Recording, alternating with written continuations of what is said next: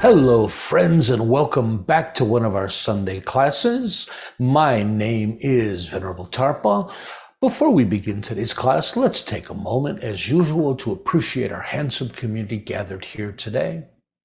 Today, I feel fortunate to sit as a member of this kind community in the safety and security of like-minded friends, sharing the present moment with others dedicated to the cultivation of goodness. Today, I'm grateful for the direction and support that this community provides, a community worthy of my time and commitment, a community where my efforts have meaning, purpose, and are appreciated. Today, I'm thankful for this community of awakening, a place to gain the knowledge and skills to improve my life, a family, a home, and a sanctuary for all of us seeking refuge from the storm. And let's remember, as conscientious practitioners, we must recognize our responsibility to the world, to strive to live skillfully while helping others to do the same, to strive to live in balance and harmony with nature and others, to strive to gain mastery over our minds and embody our true benevolent nature, to expand our hearts and minds, transcending our shared human limitations, to not intentionally harm sentient life or our planet, and to maturely accept and embrace the reality of our situation while striving to improve it. Again, welcome back to one of our Sunday teachings. Today we're going to be exploring the Buddhist concept of, a drum roll please, conditionality, and how it's understood from a secular Buddhist perspective. I mentioned a few minutes ago that I think this doesn't sound like a very interesting topic, conditionality, but I think it really is. And the concept of conditionality in Buddhism is directly related to many of the other topics we've talked about, and that are quite interesting, like interdependence, cause and effect, dependent origination, and impermanence. Understanding conditionality is a vital part of understanding the true nature of ourselves and reality, of understanding awakening itself. We defined conditionality as the idea that all phenomena are conditioned by, affected by, or influenced by, or dependent upon other phenomena, causes, and conditions. Let me say that again, that all phenomena are conditioned by, affected by, influenced by, and dependent upon other phenomena, causes, and conditions, meaning that all things are conditioned by something else, that nothing exists in isolation. This idea of conditionality is also referred to as compounded phenomena or contaminated phenomena. So they refer to it as contaminated phenomena when it's in a certain light. That which is produced by the forces of ignorance and afflictions. So you could imagine things like anger or anything having to do with samsara. This kind of phenomena is contaminated. And remember, when we talk about phenomena, the word itself in Buddhism is a huge topic, because we can have external phenomena like tables and chairs and books, but there's also internal phenomena. So in Buddhism, when we say phenomena, we mean things, stuff. Phenomena can be conceptual. Things like the word marriage is just a conceptual title, but it's a phenomena. So when we talk about that, we're talking about a huge range of basically everything in the universe, right? And internal phenomena are thoughts, emotions, attitudes, intentions, all those kind of things. So I want to start talking about this, and the challenge today is to bring clarity to a subject that can be kind of thick. So what I wanted to do is I wanted to start with some big examples of conditionality and work our way smaller. And I'm trying to make the class a little interactive to have some fun. So I'm going to be testing your knowledge as we go along.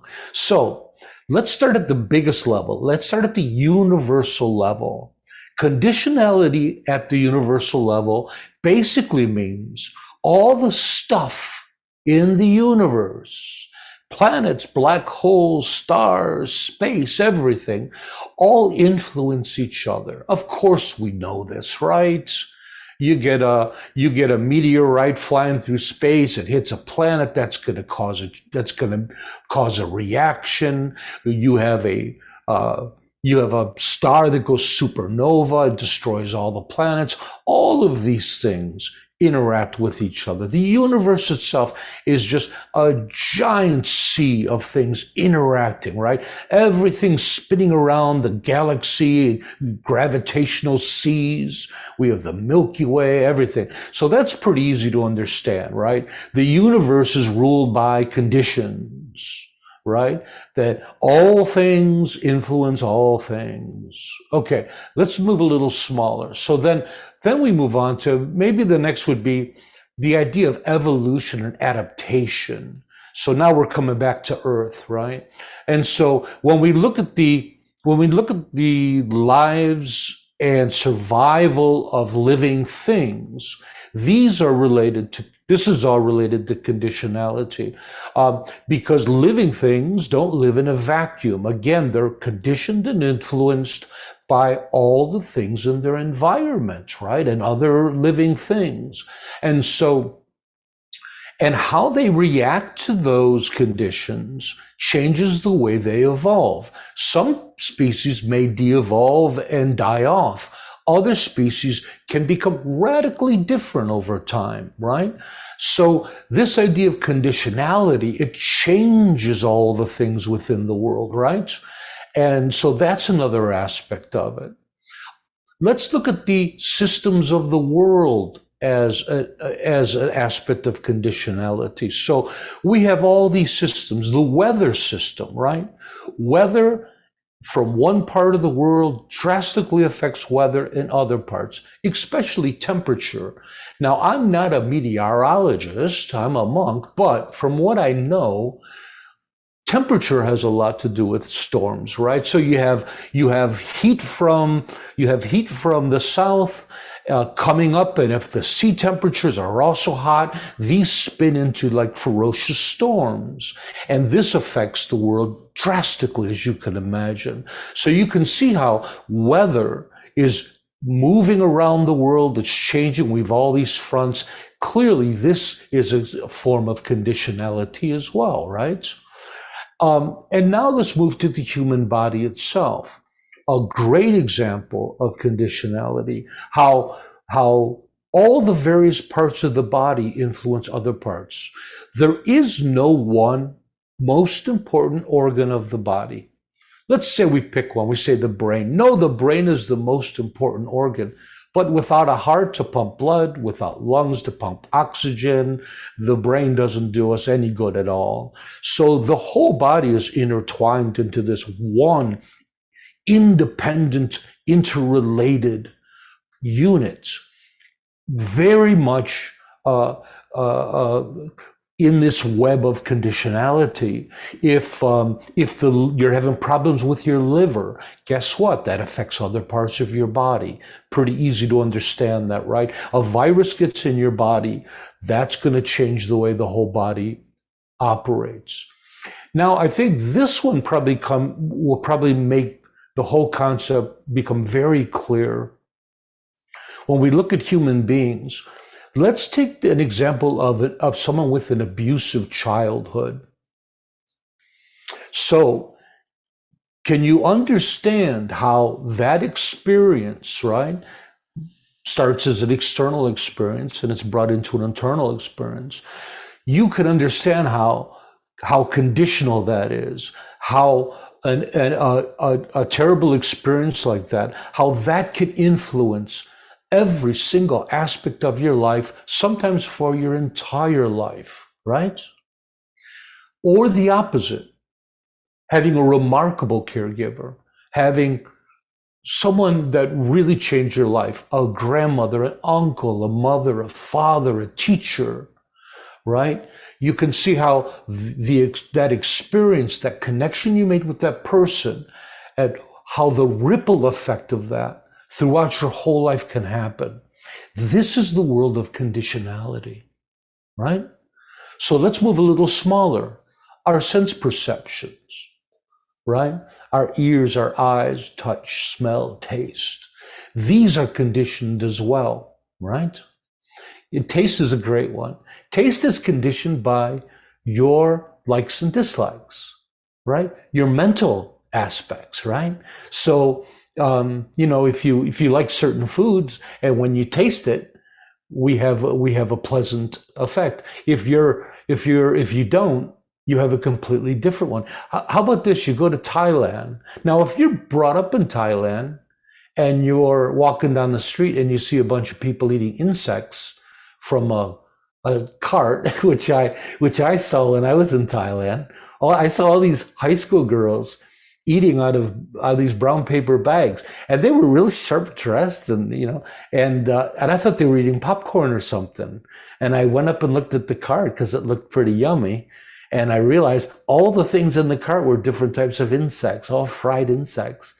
Well, not being Thai, not coming from that society, my reaction from my eyes was, oh my, I was in awe. I was amazed by this, or turned away by it. Where if I grew up in that culture, it could have made me really hungry. My eyes could have got big, and I could have enjoyed it.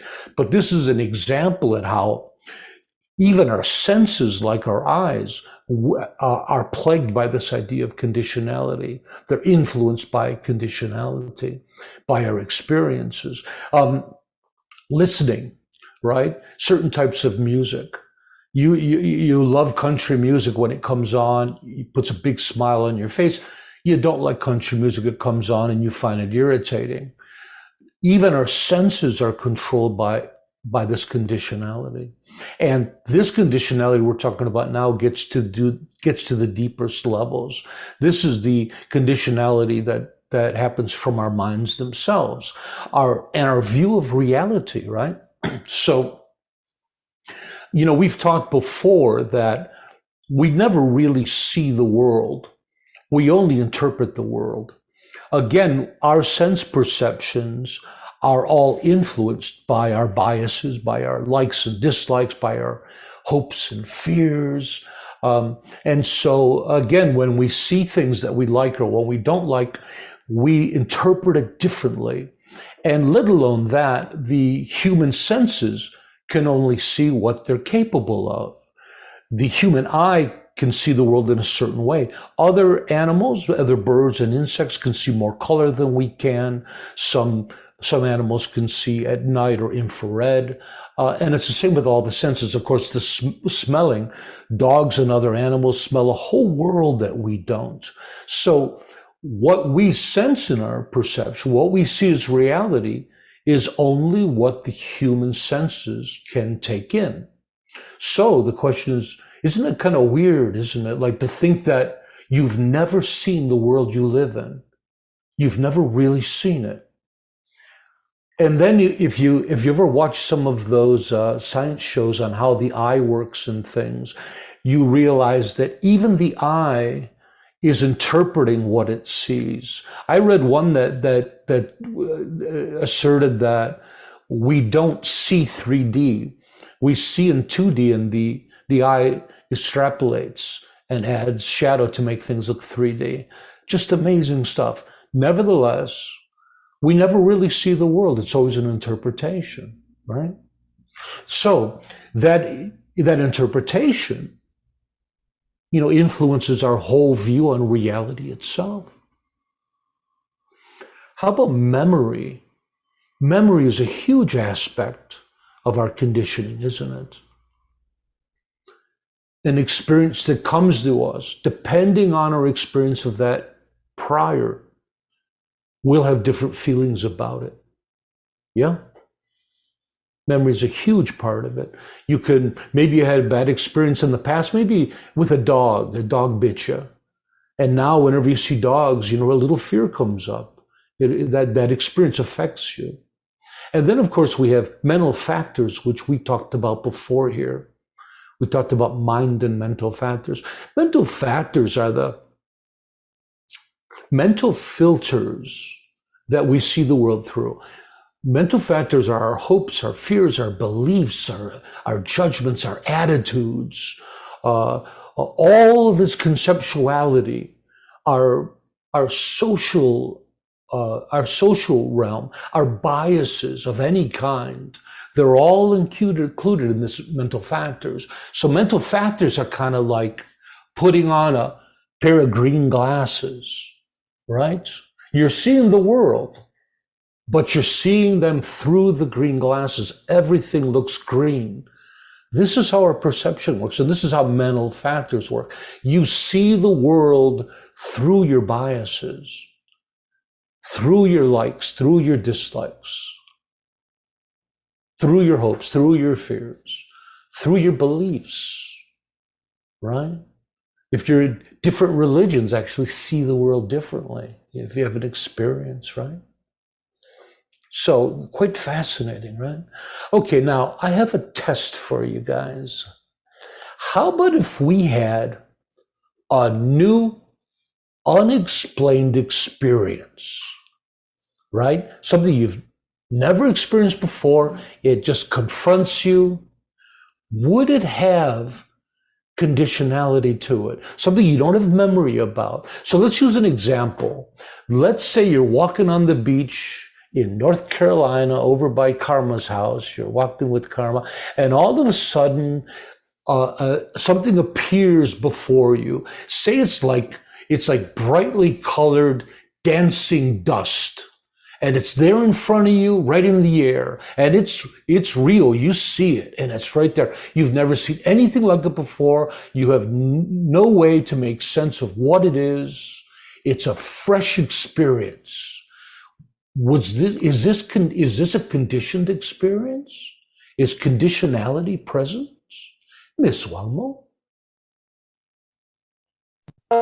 Yeah, because we've seen things like that in movies or read about them, or someone else has shared experiences that they've had. So we've still been influenced to what we would think that was. Like, we probably think it was some type of spirit or something like that based on other things that we've been introduced to in our past, even if we've never seen one ourselves before. Yeah, we would be using our conceptuality to try to put it in some kind of a pocket, right? We're trying to fit it somewhere in there, right? But does that mean the experience is conditioned itself? Miss Shoki?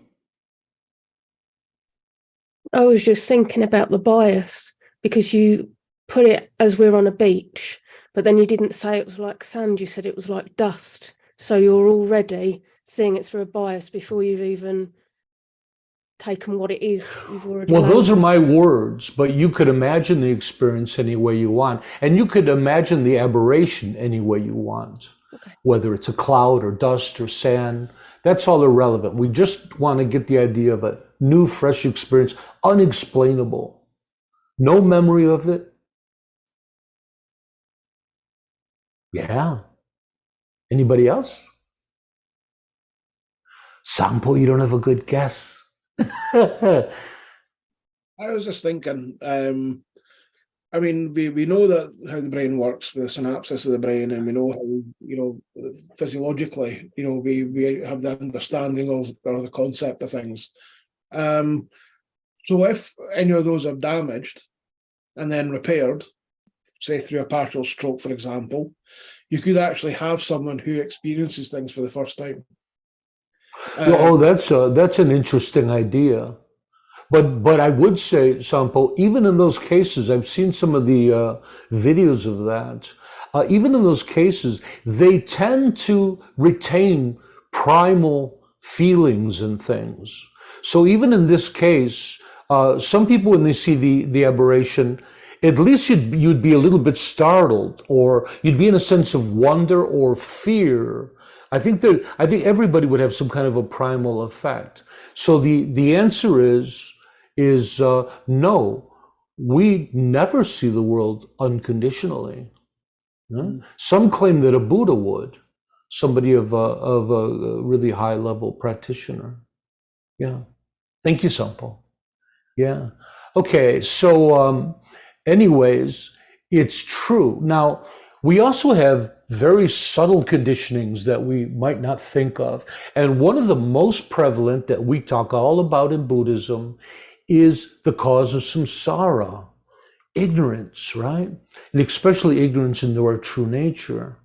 Ignorance is one of the strongest conditioning agents in our lives, right? Ignorance conditions our perspective and view at the subtlest level. And of course, this is the cause of samsara. Isn't that fascinating, huh? That conditioning of our perception, that is the cause of samsara. Can you say that again, Tarpa? I'd love to. Ignorance conditions our perspectives and views. And that is the actual source of samsara, is the conditioning of ignorance. It influences every single aspect of our lives in samsara, every single one. That is samsara, right? And of course, that's an exaggeration of reality. And another one we talked about the other day, we were talking about that in meditation. Remember, we talked about that energy behind our anxiety and laxity in meditation. That too is a very subtle conditioning that influences everything in our lives.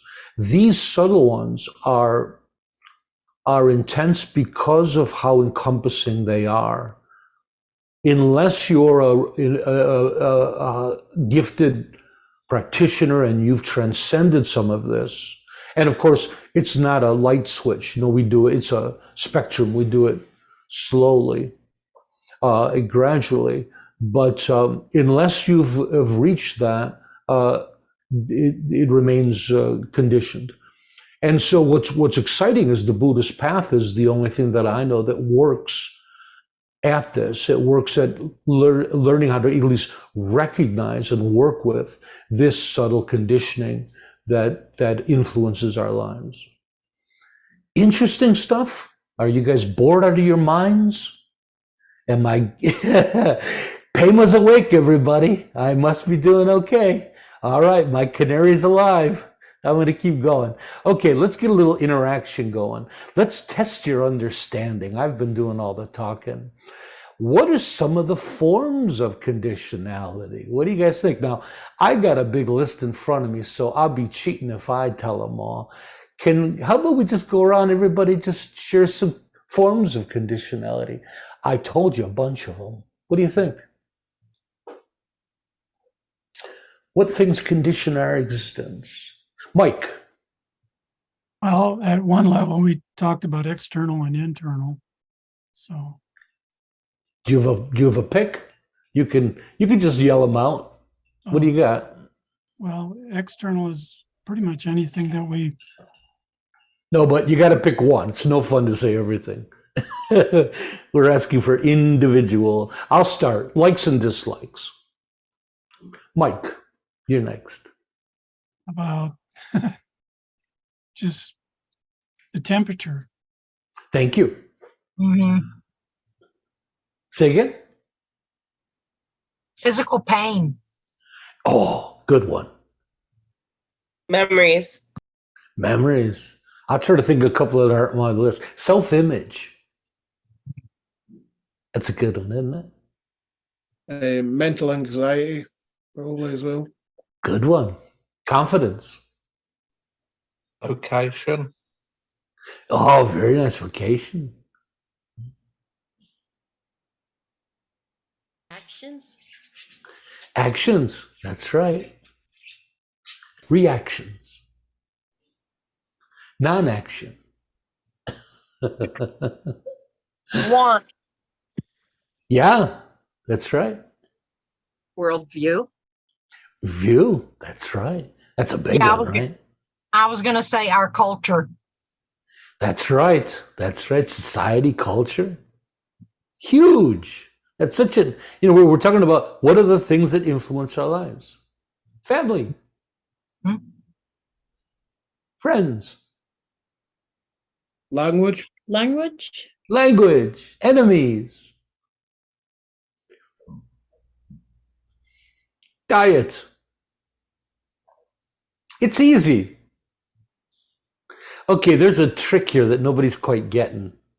Anything you say. You could just pick any David, please. I've been trying to get your attention for 5 minutes. Yeah. I thought you were having a fit. I'm sorry. It was eventually. Pema was also giving you. I thought your medication was off. Yeah, it has. My question is this. In that case, is everything not just conditions? And if there is something else, what is it? Yeah, that's my question. Who brought the answer with them? David's been paying attention. David has the right idea. Everything is conditioned. Why? Because everything comes from cause and effect. In Buddhism asserts that all things have a cause, that cause and effect is this universal principle that cannot be denied. Everything has a cause, and all causes have a result. You throw a pebble in a pond, you cannot stop those ripples from happening. Right? You see an object, it didn't appear out of nowhere. Every object, every rock, every tree, every person came from somewhere. Miss Wamo. But didn't you just say yesterday that okay, so what is the difference between everything is a condition and because of cause and effect to saying everything is interdependent or interrelated? Because you said Same that thing. wasn't a Buddhist. I thought you just said the other day that wasn't a Buddhist idea, that was Hindu. Oh no, the difference is in how we look at interdependence. Hinduism, and remember when I use the word Hinduism, Hinduism is a family of religions. It's not one Right. religion. So it's in really poor taste to say Hinduism believes this, but generally Hinduism sees interdependence as that all things are connected to all things. All things are one, kind of an idea. Buddhism asserts pluralism, that although everything in the world is interdependent, not everything is connected to everything. A great example is the internet. The internet isn't one thing. The internet is made up of millions or billions of computers, right? But no one of those computers is the internet, and not every computer is connected to every other computer. So this is pluralism in Buddhism. So though you're interdependent, Miss Wangmo exists by many causes and conditions and parts and pieces. It doesn't mean you're connected to every piece on this earth. There's some lady in China somewhere that doesn't have anything to do with you. But we all are interdependent on causes and conditions and pieces and parts. Okay, let's get to my real. Yenten, did you want to share? Yeah, I just was thinking like, well, there's never been an unconditioned brain because we need to be conditioned to exist. So, I mean, if you were to be, if samsara is dependent upon your conditioning, is it actually possible to escape samsara? Is such a thing really? Well, you're going to have to wait for the answer. That's coming up. Okay, but you asked the $1 million question. You always ask good questions. Okay, I want to get to my own little list here of forms of conditionality, because maybe some interesting things you didn't think of: natural phenomena, weather, rotation of planets, other people in sentient life, events, physicality, health, genes, viruses, right? Other sentient life really condition us. Look at the pandemic. Culture, social trends, education, economics, diet, the elements, water, air, earth, and space. They influence us, right? If we don't have enough water or we have too much water, we're miserable. If we can't get good air to breathe. And space is an interesting one. So we could think of space, physical space around us, but also space in every aspect. The space in relationships, the space in the space between you and things that you do. You know, the space in your room, the space in your schedule, just space in every sense of the word influences us very, very much. How about time? There's a huge one nobody mentioned, huh?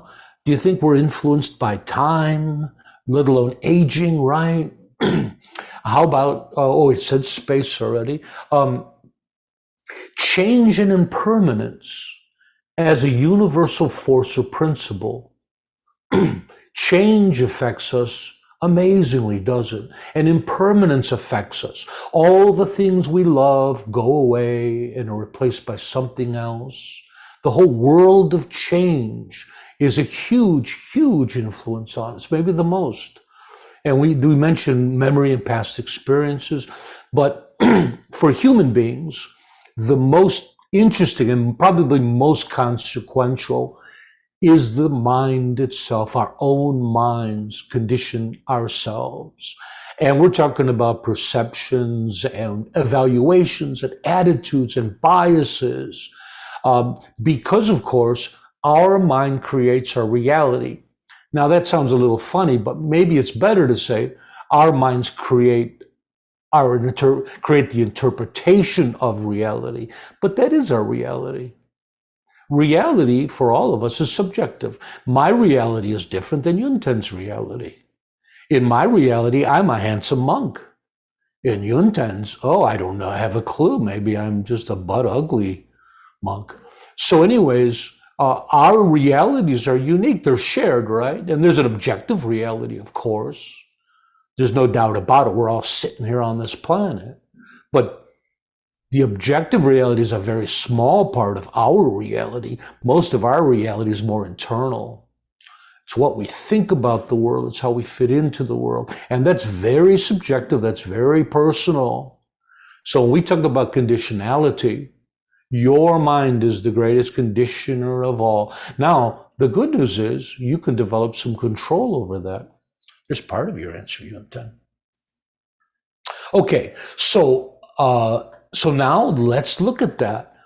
And let's look at what is not conditioned. So that would be defined as those things that exist outside of causality, outside of interdependence, and outside of samsara.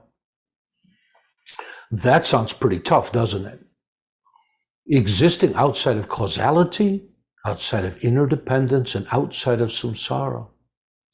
And the answer is, drumroll please, unconfined space is one. There's a few. So like the space in this cup is considered confined space, because if I break the cup, that space disappears, or at least the boundaries that make up that space disappear. But now, just space around me, space, outer space, space in the sky, that's considered unconfined space. This is considered unconditional, unconditioned. Now, the other ones is our true nature is considered unconditional, right? Our true nature, or some would say Buddha nature. Emptiness is considered not conditional. And nirvana itself is considered non-conditional. So unconfined space kind of makes sense. It's a pretty easy one. Even the space in the sky, you say, well, something could come along, but even if the earth is destroyed, that space is still there in some way. It becomes outer space, but that's still there. But the other ones are a bit more interesting, right? Let's start with nirvana. Now, there's a debate about this concept, and I don't know if I've ever really gone along with the Tibetans on this. They believe that nirvana is an unconditioned state. It's not something that is created.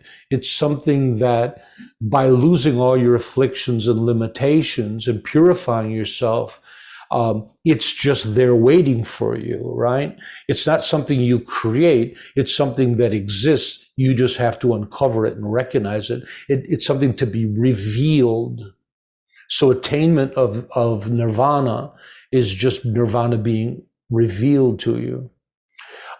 So we would have to ask these things. Is nirvana outside of causality? That was the first one we talked about.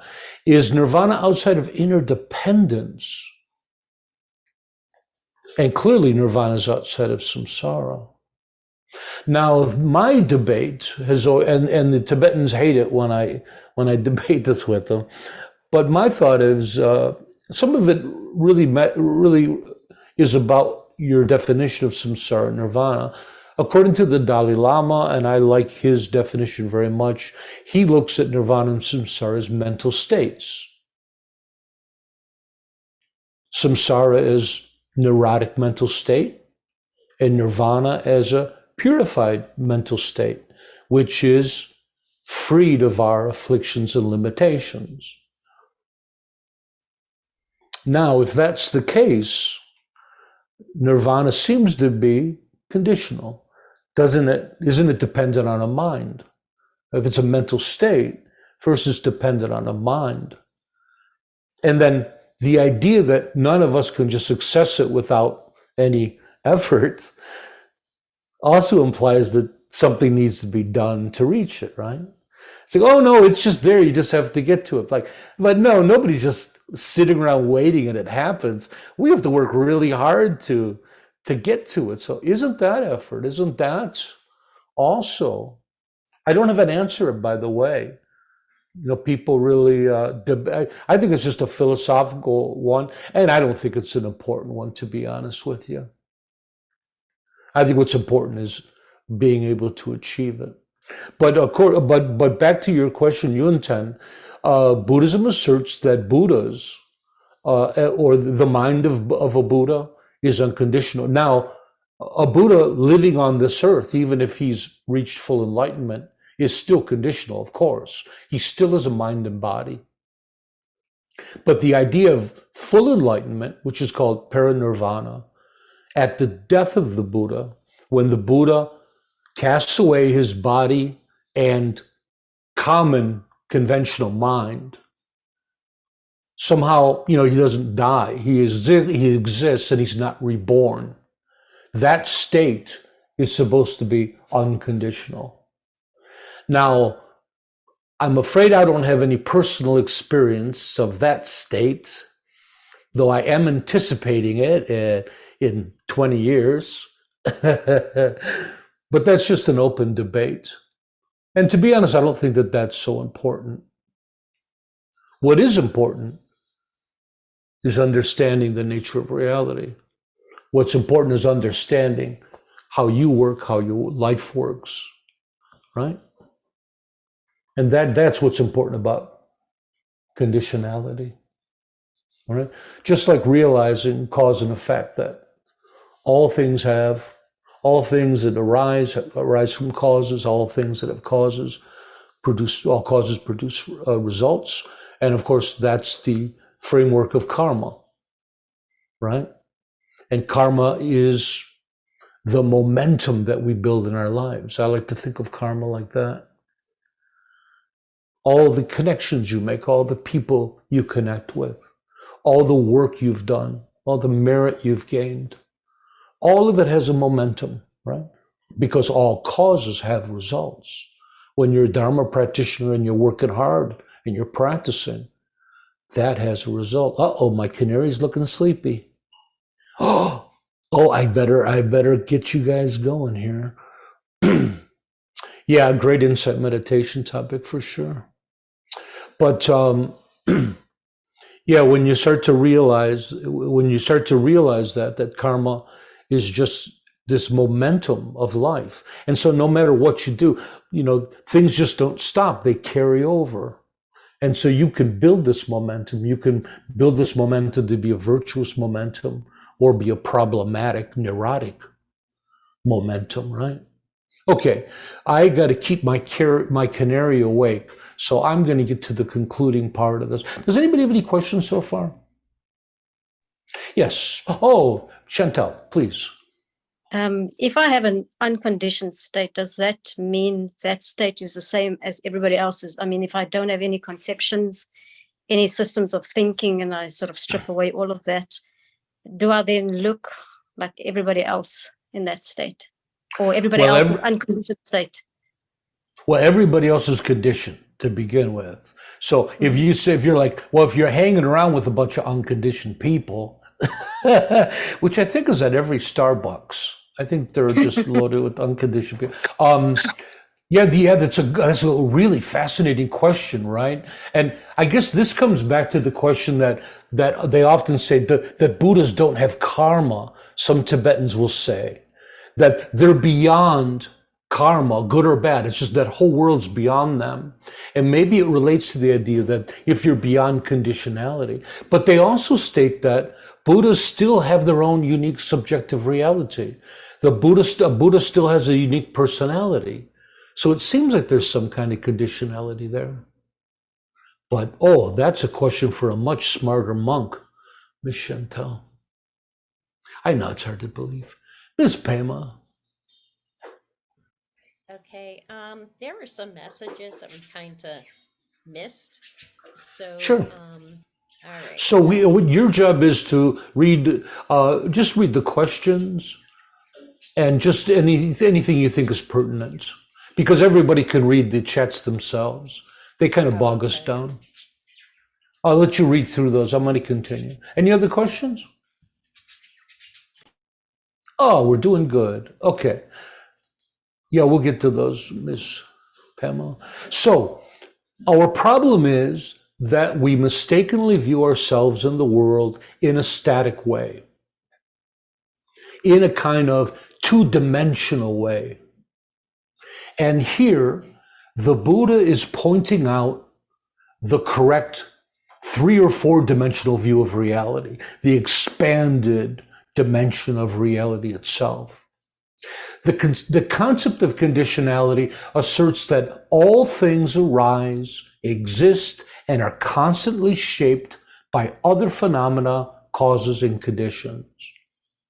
Understanding conditionality is key to overcoming our ignorance, that is the cause of samsara, and seeing reality as it truly is. It reveals the interconnected, impermanent, and true fluid nature of our reality. When we see the world and our lives as being fluid, we interact very differently with it.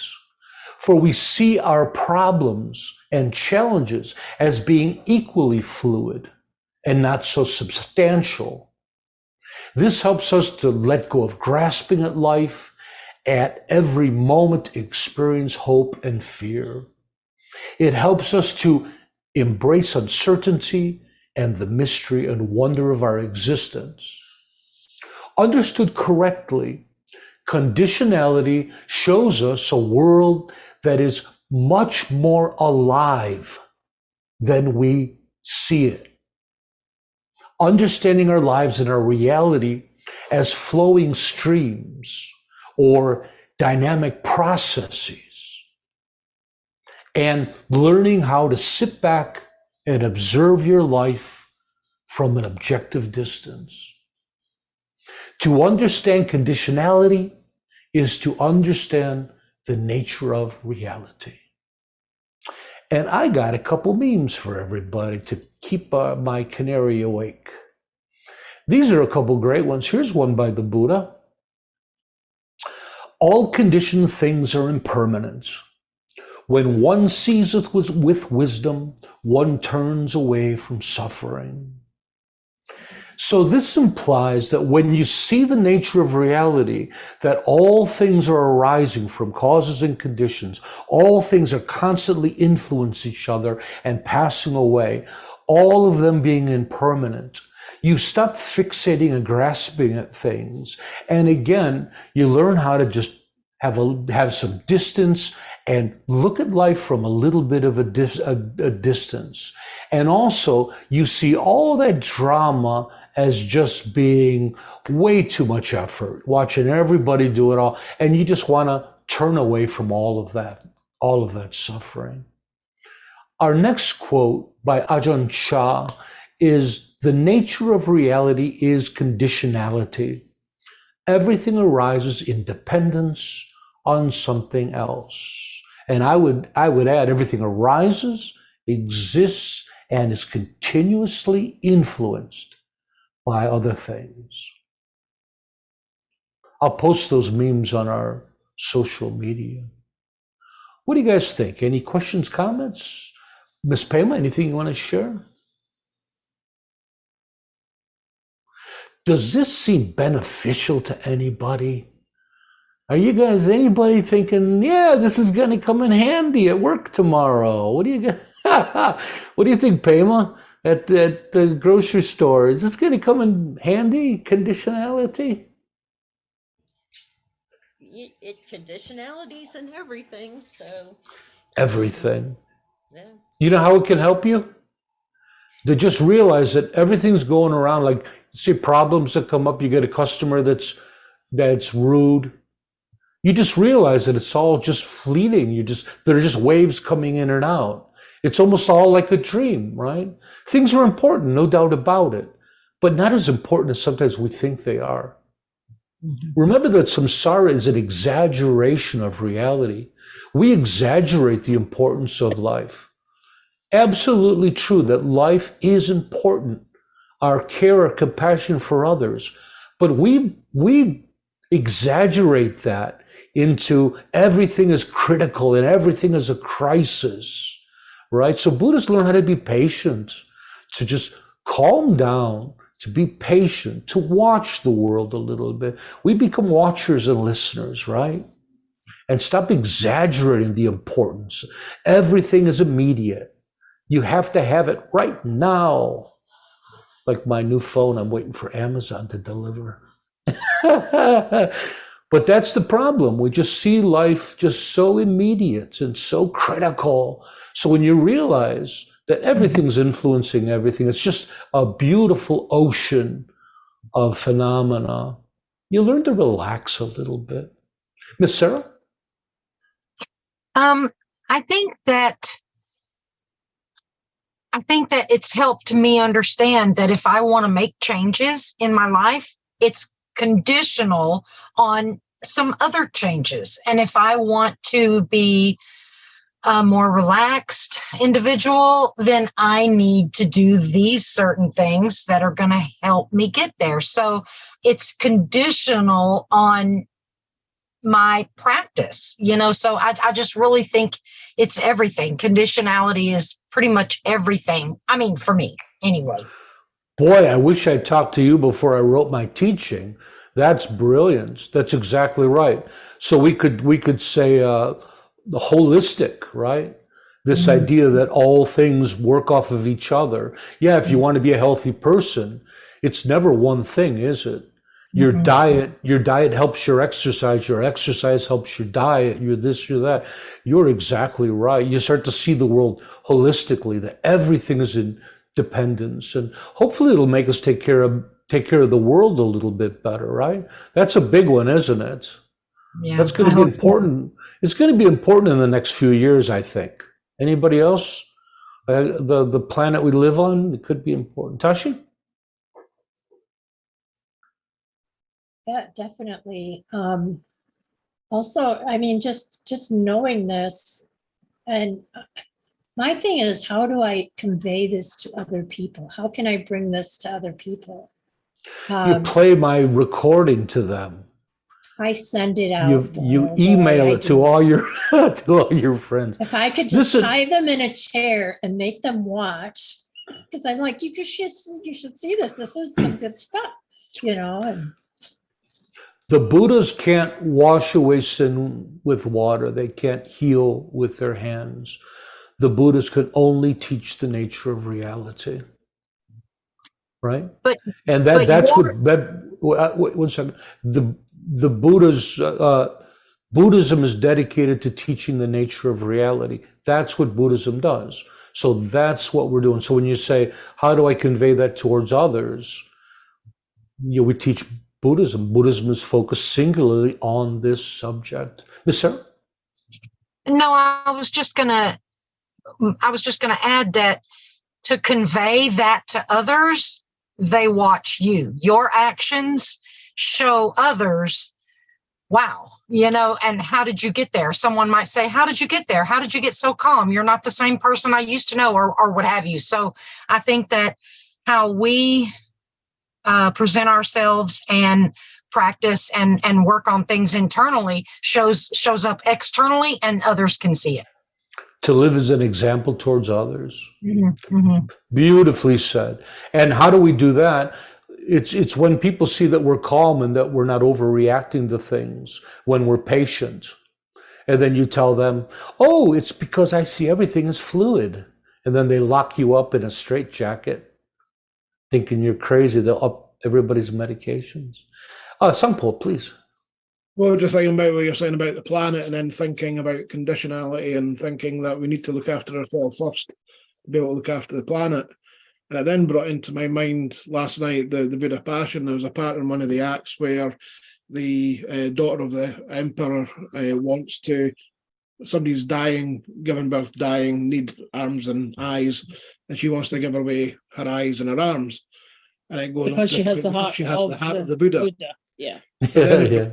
It brought to my mind idiot compassion. That was the first thing that when that was happening, was idiot compassion.